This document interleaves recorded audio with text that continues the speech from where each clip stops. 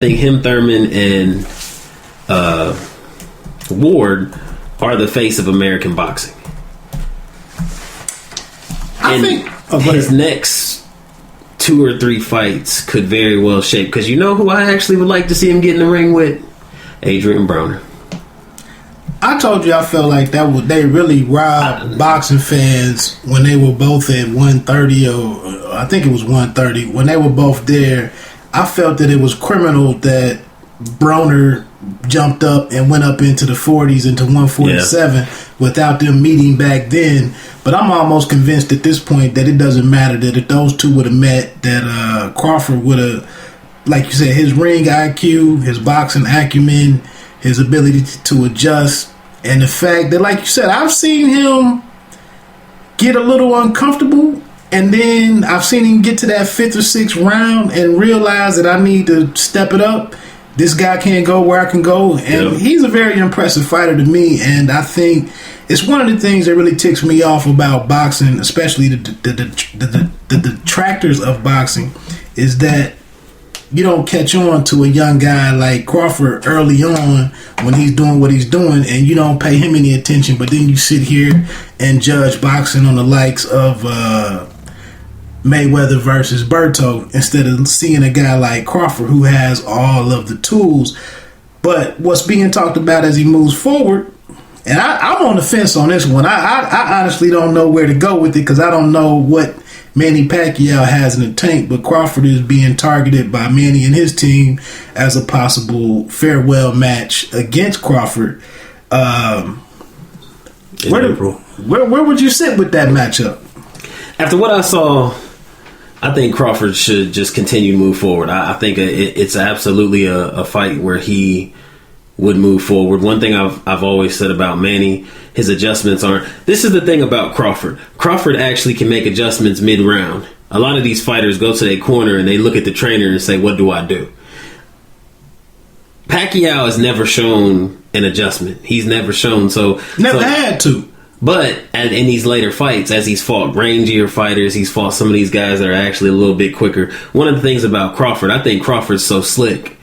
He'll come into the fight already with a game plan that'll offset what Pacquiao does. Then if Pacquiao's a little faster, a little stronger, I think he'll make some other adjustments. I think a lot of people's big question is, can he take Pacquiao's punch? Because it seemed like Max Kellerman, I don't know, I got the feeling that he was actually one of the people that's not big on Crawford. Because Roy Jones was... Max Kellerman kept saying, he said, Pacquiao's a lot faster than Perry, or whatever his name. He said he hits a lot harder. We understand that, but we still don't know what version or iteration of Pacquiao we have now. But that's the thing. Everybody automatically looks at Pacquiao and they expect him to be the lights out puncher, super fast, super sharp. And, I told you when I saw him fight Floyd, I said, he smiled too much for me. I mean, all that smiling and all that happiness, and I'm just so glad to be here. Since he's come to Jesus, we don't see that killer. Yeah, he's not trying to finish guys, and I think it's a good fight for Crawford. But the other thing that I do think is also good is there's a lot of other guys out there. So if the Pacquiao fight does fall through, there's other names out there. And Crawford's build, 140 is not the end of it's probably not he easily can go to 147. Yeah. And there's another thing he was talking about with the Broner.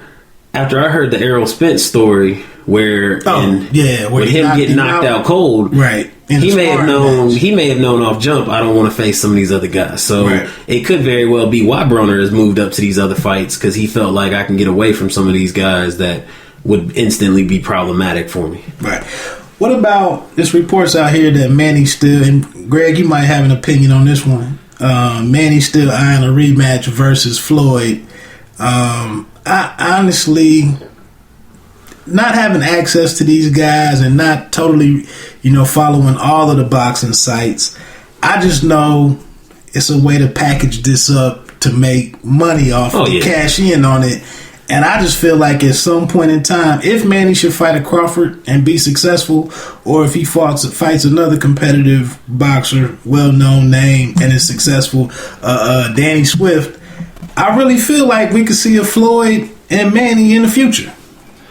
Everybody knows Floyd has that ego, and he follows the history books, and he's well aware of the numbers, and Why stay at 49 when you can surpass 49 and become number one? Why share number one when you could be the only, So do I think that it's a possibility that this fight will happen? I think it's probably more likely that this fight will happen than the actual first fight will happen.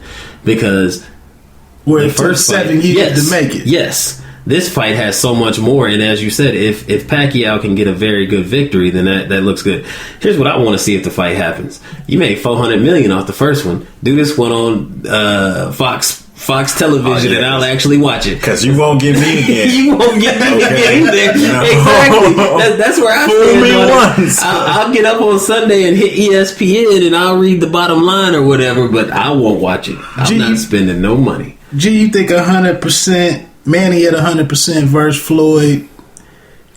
Now that me and you know each other, and we got my brother here, my wife and mom and my father-in-law are fight fans, we could split this up 7 to 8 ways, and maybe you could bring our man Mike Major and Crimson Chase. Listen, I had 8 people at my house for the first one. Okay, right. Could they get your money? Could they get your cash for a replay? So I'll put this in 2 parts because I wanted to ask you guys about this, and maybe you touched on it and I just missed the pod. So first, Manny and the shoulder issue, the rotator cuff or whatnot. So I would like to see it for that aspect of it, to see him at 100% healthy. Mm-hmm. But do you guys give any credence or any credibility to his camp saying that Floyd had way too much water in his system? There have been reports. Yeah, because there's been reports. Right. Yeah. So yeah, he took an IV and had more than whatever the allotted amount of liquid is by the commission to test for any type of amphetamine or anything, because his blood was too diluted. Right. And so do you think that would warrant a rematch because of those 2 factors, that Pacquiao was playing injured or fighting injured, and that maybe Floyd was hiding something because he had always had all these issues beforehand with the testing.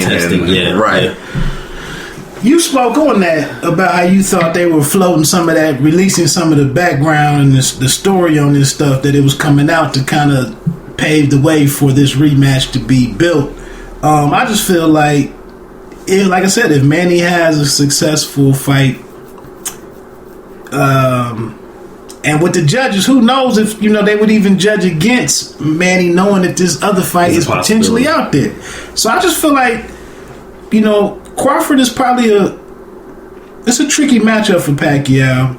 But if Pacquiao can get a good win, I just don't see any reason why this time next year Pacquiao and Mayweather could be a thing. That'd be a September 5th type fight. Right. So April.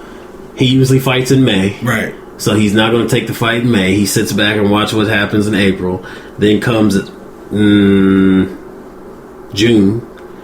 Breaking news. Floyd's out of retirement. Everybody already knows who the fight will be against. Come September we'll do y'all $70 this time since we won with you. To your regards as far as healthy.